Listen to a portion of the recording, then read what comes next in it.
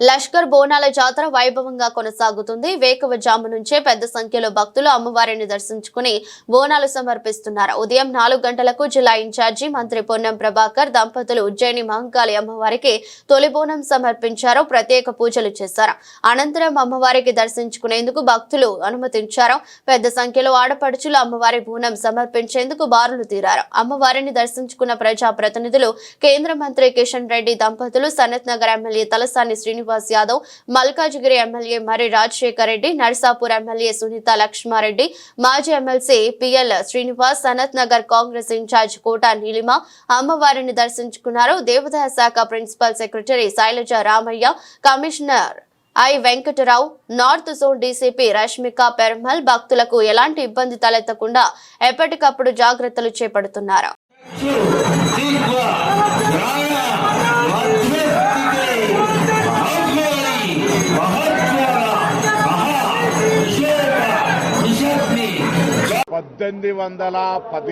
సంవత్సరం నుండి హైదరాబాద్ ప్రజల, తెలంగాణ ప్రజల సంక్షేమం కొరకు, వారి అన్ని రకాల అభివృద్ధి కోసం వెలిచినటువంటి ఉజ్జయిని మహంకాళి అమ్మవారు లష్కర్ బోనాలు ప్రతి సంవత్సరం ఆనవాయితీగా, ఆర్భాటంగా, అంగరంగ వైభవంగా జరుగుతూ ఉన్నాయి.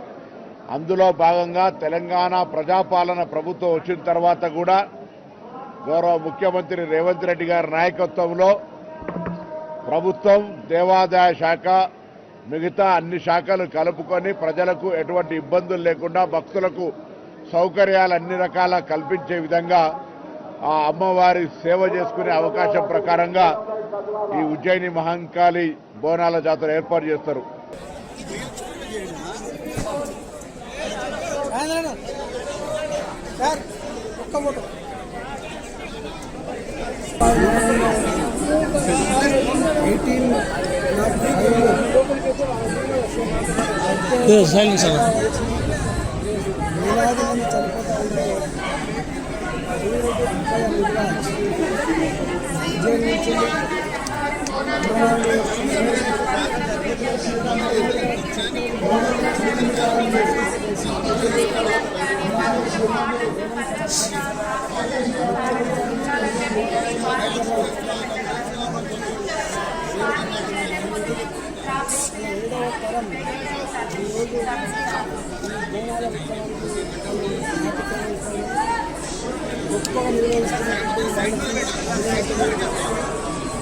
హైదరాబాద్ నగరంలో కోరుకొండలో బోనాల